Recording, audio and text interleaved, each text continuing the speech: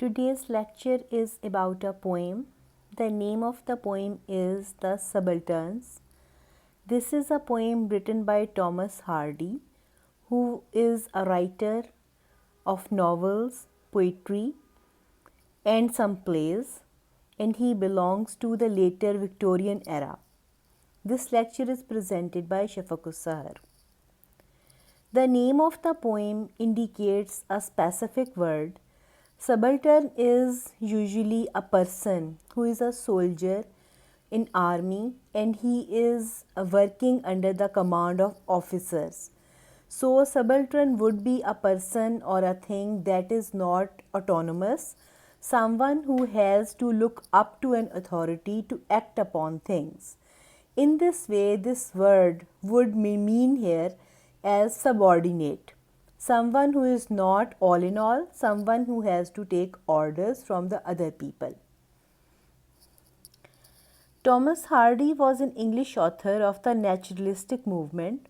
Although in several poems he displays elements of the previous Romantic and Enlightenment periods of literature, such as his fascination with the supernatural. He regarded himself primarily as a poet and composed novels mainly for financial gain. The bulk of his work, set mainly in the semi-fictional land of Wessex, delineates characters struggling against their passions and circumstances. Hardy's poetry, first published in his 50s, has come to be as well regarded as his novels, especially after the movement of the 1950s and 60s. The explanation of his bio is that he thought that he is a poet, not a novelist, and he wrote novels only for financial gain, that means to earn some money. Although Hardy's novels are extremely beautiful and very popular, but he himself thought that he is rather a poet than a novelist. His style involves the Romantic movement and also Enlightenment. He is also fascinated by the supernatural things, although he is not the writer of a supernatural or gothic novel, but the element is there. And when he was writing novels, those novels were publishing and he was liked very much by the British public, and the translations of the novels have been done in multiple languages. He has been very popular as a novelist in history, although he thought that poetry was his main regime. These are the works of Thomas Hardy. These are not poems. There are some novels that are very popular. The first novel, Tess of the D'Urbervilles, is considered one of the masterpieces. It is a beautiful book. Second one, Far from the Madding Crowd. The third book here is The Return of the Native. Then we see Jude the Obscure. And the last one is The Mayor of Casterbridge. All these novels involve one technique. He is writing about characters who are struggling in a world where they have no control. Whatever happens to them, it happens out of the blue because it is written in their destiny, because it is their fate. However, they try to come out of that web of problems, they fail because Hardy had a certain idea that fate and chance play the most important part when you are a human being.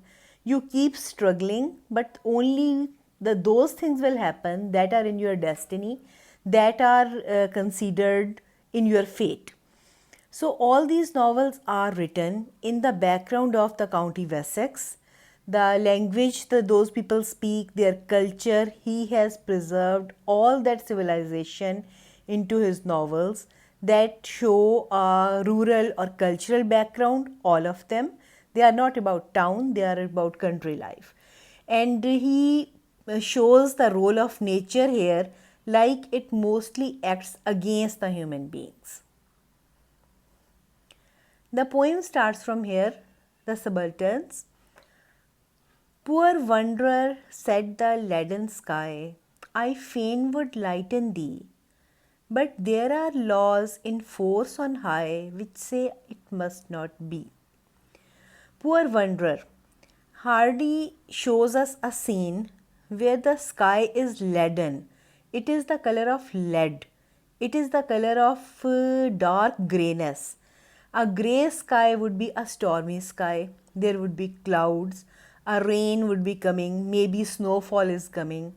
In that snowfall, there is one person who is walking alone and he is unprotected by anything. So the sky speaks to that person and the sky says to him, "Poor wanderer." The words show that sky is taking pity on that human being. That human being who would suffer under the sky's wrath, the anger, is actually not the victim of the sky. The sky is taking pity on him and saying, "I fain would lighten thee." The sky speaks out. This is the Wessex dialect and the Old English words that were used there. Fain mean without any reason. Why not? Why not I would lighten thee? That means the sky says that I could give you light. I could take the clouds away and give you light because you are suffering because of my darkness. But there are laws in force on high. The sky says that I am given an order from the height of heaven by a superior power. And the laws that that power have made, I cannot refuse, I cannot stand against. So I have to go with that order, which say it must not be.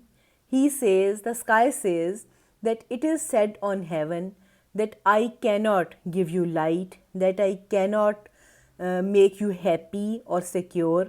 I have to do what I am asked to do.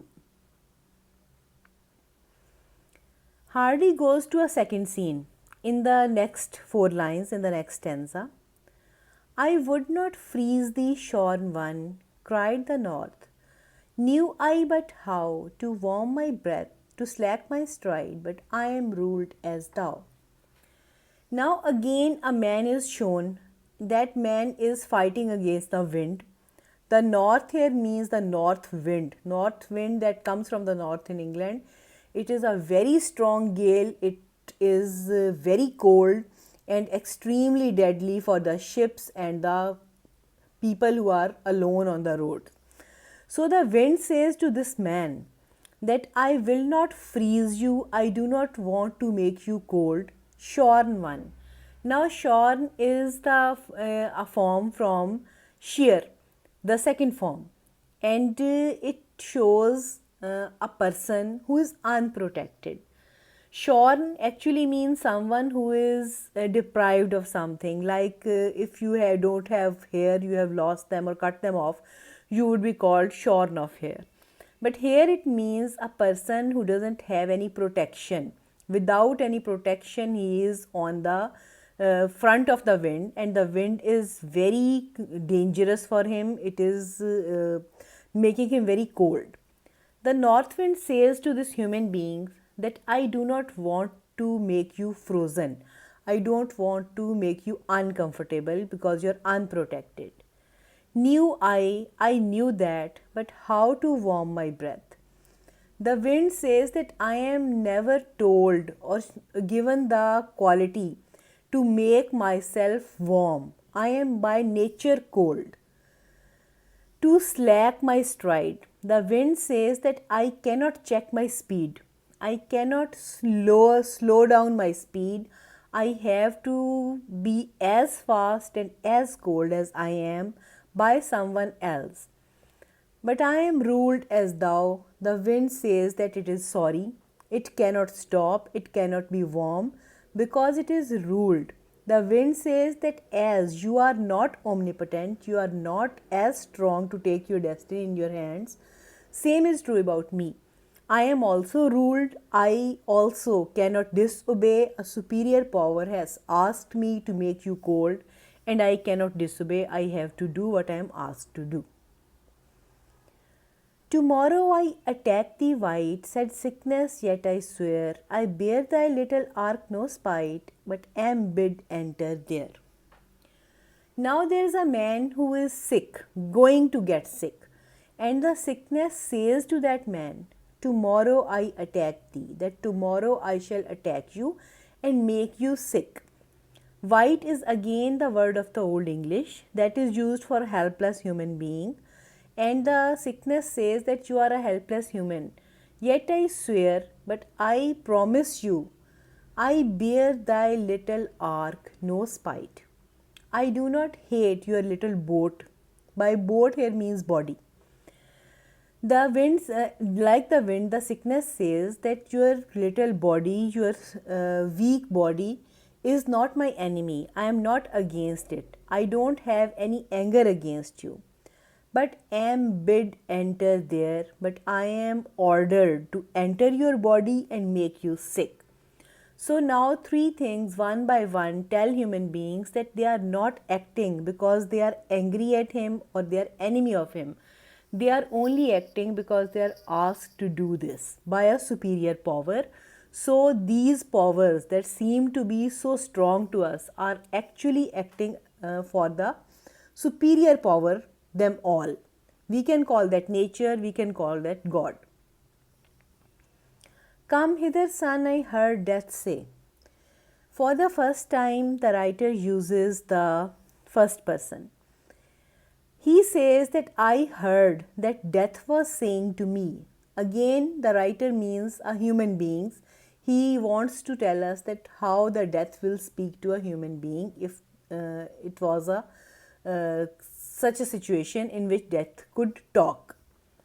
I did not will a grave should end thy pilgrimage today, but I too am a slave. Death says to the young person that I did not will a grave should end thy pilgrimage today. Death says, I do not want to end your journey today. I do not want to kill you. I do not want to put you into a grave. But I too am a slave. But again, I am a slave of someone. I am subordinate of someone. I am subaltern of someone. I cannot act against the orders. I am given the orders and I have to obey the orders. By all the four stanzas, we see that there are four powers that are very superior powers. Like the sky, the north wind, and after that we see that death was there, and before that we see sickness was there. We think that these powers are strong, but actually they are also acting again on somebody's orders, acting on the orders of a superior power. They are not autonomous, they are not harming human because they hate him. They are doing what they are told to do.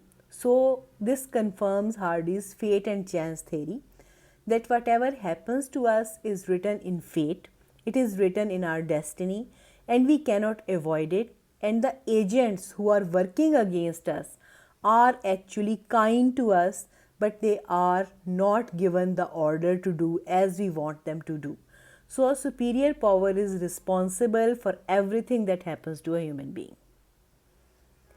We smiled upon each other then, and life to me had less of that fell look it wore or when they owned their passiveness. The author here says that we smiled upon each other then. The wanderer smiled upon the leaden sky, and after that the man who was in the wind's way smiled upon the north wind.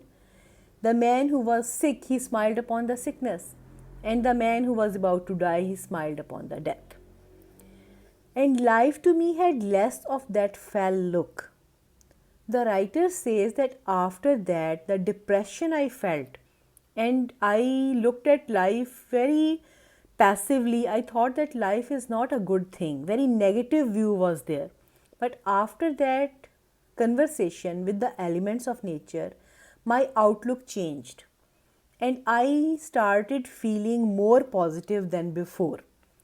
Or when they owned their passiveness, because all the bad things that happen to human beings, they actually owned that they are not responsible for what is happening to that human, because they are acting upon the orders of a superior power.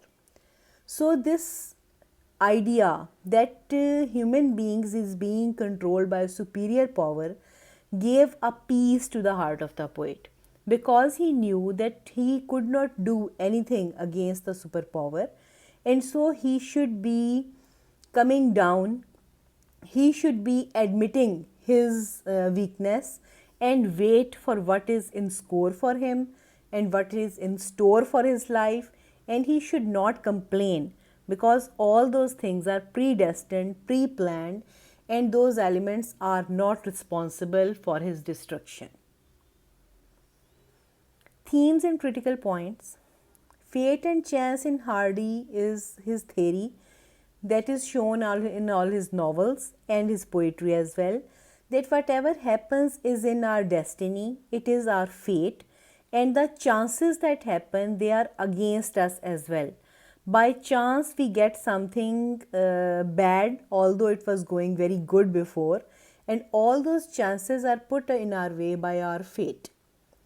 Power of providence, he believes that there is a strong power up there who is responsible for everything that happens to humans.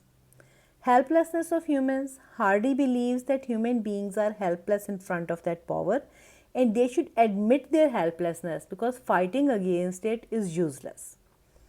Acceptance is the solution. He gives us the solution that only peace of heart will be attained by us when we accept that great power is above us and it is shaping our destinies. If we would not accept, nothing good will happen. It would only give us unhappiness. The summary of that poem is that the obstacles that one faces in life do not control themselves but rather are governed and controlled by two things: ultimate law or force of nature, laws of physics, and omnipotent or omniscient force being God. So if one believes in science, one can think that forces of nature are controlling human beings. And if one is a religious person, one would believe that God is controlling the fate of the human beings. Both ways, a person would come to know that as everything is happening according to a plan, so he should not worry, because being worried would not bring him any happiness. It would only make his life miserable. Thanks for watching. Hopefully it